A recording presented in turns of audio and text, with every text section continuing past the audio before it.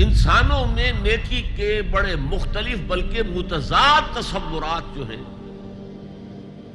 وہ پائے جاتے ہیں۔ پہلی بات تو بڑی اہم یہ ہے کہ برے سے برا آدمی بھی نیکی کے کسی نہ کسی کام کو سر انجام دے کر اپنے ضمیر کو مطمئن کرتا ہے۔ میں ڈاکہ تو ڈالتا ہوں لیکن بیواؤں اور غریبوں کی مدد بھی تو کرتا ہوں اپنے علاقے کی۔ میں فلاں کام تو کرتا ہوں لیکن فلاں مزار پر جا کر میں نے چادر بھی تو چڑھائی ہے، وہاں دیگ بھی تو پیش کی ہے۔ اس کی وجہ کیا ہے؟ ابھی جس چیز کا ذکر ہو رہا تھا، ضمیر، کانشنس، یہ انسان کی باطنی شخصیت کا ایک بہت اہم جز ہے۔ ضمیر کا لفظ اس معنی میں قرآن میں نہیں آیا، لیکن قرآنی اصطلاح ہے نفس لوامہ، وہ نفس جو اندر سے ملامت کرتا ہے۔ دیکھو تم نے جھوٹ بولا، تمہیں جھوٹ نہیں بولنا چاہیے تھا۔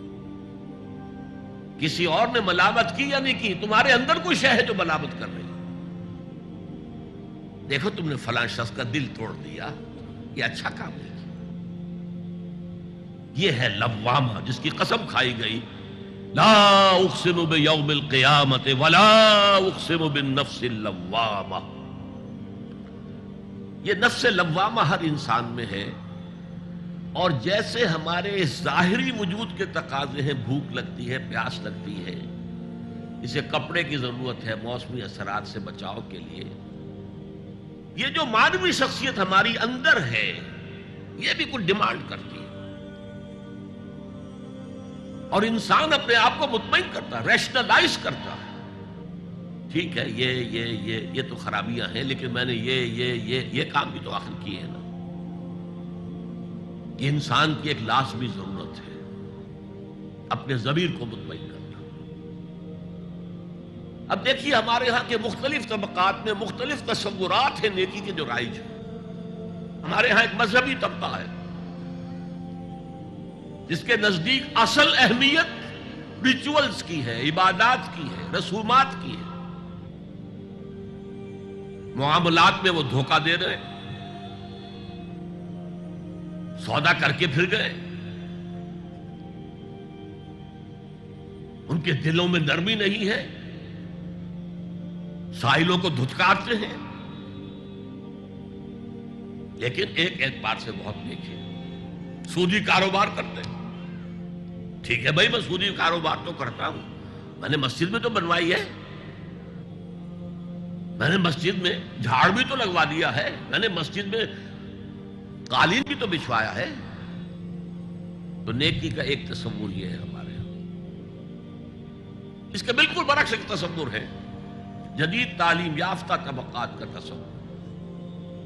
آپ نے بارہا سنا ہوگا گفتگو، بھائی اصل نیکی یہ ہے کہ کوئی کسی کو دھوکہ نہ دے، جھوٹ نہ بولے، وعدہ پورا کرے، اپنا فرض صحیح طور سے ادا کرے، کہیں ملازم ہے تو اپنے فرائض صحیح طور سے ادا کرے۔ باقی رہ گئی نماز روزہ، یہ تو انفرادی باتیں ہیں، یہ کوئی کرتا ہے تو اپنے لیے، نہیں کرتا ہے تو کوئی بات نہیں۔ یہ دونوں ایک دوسرے کے بالکل برعکس تصورات ہیں، اور یہ ہمارے معاشرے میں جدید تعلیم یافتہ طبقات کا تصور نیکی اور ہمارے قدیم علماء اور ان کے زیر اثر جو عوام ہیں ان کے تصور نیکی میں یہ زمین و آسمان کا فرق ہے۔ آپ کو معلوم ہے کہ اپنی جسم فروش عورتیں جو ہیں وہ بھی نیکی کا کوئی نہ کوئی کام کرتی ہیں۔ آپ دیکھیں گے محرم میں سیاہ کپڑے پہن کے جلوس کے آگے آگے جا رہی ہیں، سبیلیں لگا رہی ہیں، مختلف مزاروں میں جب عرس ہوتا ہے وہاں جاتی ہیں، دھمال کھیلتی ہیں، وہی سیاہ کپڑے پہن کے، وہ بھی اپنے آپ کو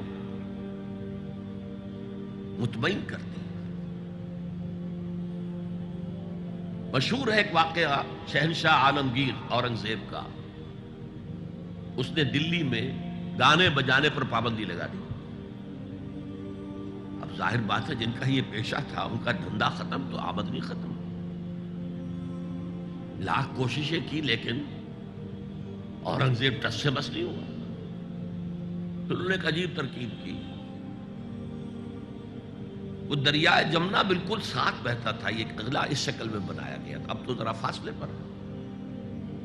تو ایک کشتی میں وہ جمع ہو گئے، سازندے بھی اور ساز بھی اور گاتے بجاتے ہوئے. انہیں معلوم تھا فلاں وقت جو ہے بادشاہ جھروکے میں بیٹھ کر دریا کی سیر کرتا ہے، وہاں سے گزرے اور ایک شعر گاتے ہوئے گزرے. در کوئے نیک نامی مارا گزر نہ دارن، گر تو نمی پسندی تقدیر قدارا. در کوئے نیک نامی، یہ نیکی جو ہے اس کے کوچے میں ہمارا گزر ہی نہیں ہے. در کوئے نیک نامی مارا گزر نہ دارن، یہ تو اللہ کی طرف سے فیصلہ ہے، اس کی مقرر کردہ تقدیر ہے. گر تو نمی پسندی تغییر کن قضارا، اگر تجھے پسند نہیں ہے تو تقدیر بدل دے. تو بادشاہ ہنس پڑا اور اس نے کہا کہ ٹھیک ہے بھائی، گانے بجانے کی حد تک تمہیں اجازت ہے. تو ہر ایک طبقے کا اپنا ایک تصور ہے نیکی کا. جیسے میں نے پہلے عرض کیا، بڑے بڑے ڈاکو جو ہیں وہ اپنے علاقے کے بیواؤں یتیموں کی سرپرستی کرتے ہیں، ویسے نہایت درندگی، سفاکی، انسانی جان کی کوئی حیثیت ہی نہیں. تو نیکی اصل میں کس شے کا نام ہے، کون سی چڑیا کا نام ہے، نیکی حقیقت میں کیا ہے، وہ ہے اس آیت کا مضمون.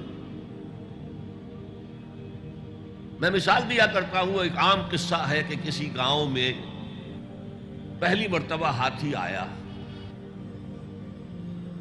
اب وہاں نابینا لوگ جو تھے انہیں بھی پتہ چلا ایک عجیب جانور آیا ہے. وہ آئے اور کسی نے اس کی ٹانگ کو ٹٹولا. اس نے کہا ہاتھی ایک ستون کے مانند ہے. کسی کا اس کے کان کے اوپر ہاتھ پڑا، اس نے کہا چھاج کے مانند ہے وہ. کسی نے پیٹ کو ٹٹولا، بہت بڑا ڈھول ہے وہ. بالکل یہی معاملہ ہے نیکی کے تصور کے بارے میں. اڑائے کچھ ورق لالے نے، کچھ نرگس نے، کچھ گل نے. چمن میں ہر طرف بکھری ہوئی ہے داستان میری.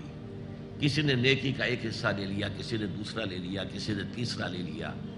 وہ مکمل سراپا نیکی، حقیقی نیکی کس میں ہے، یہ ہے اس آیت کا مضمون.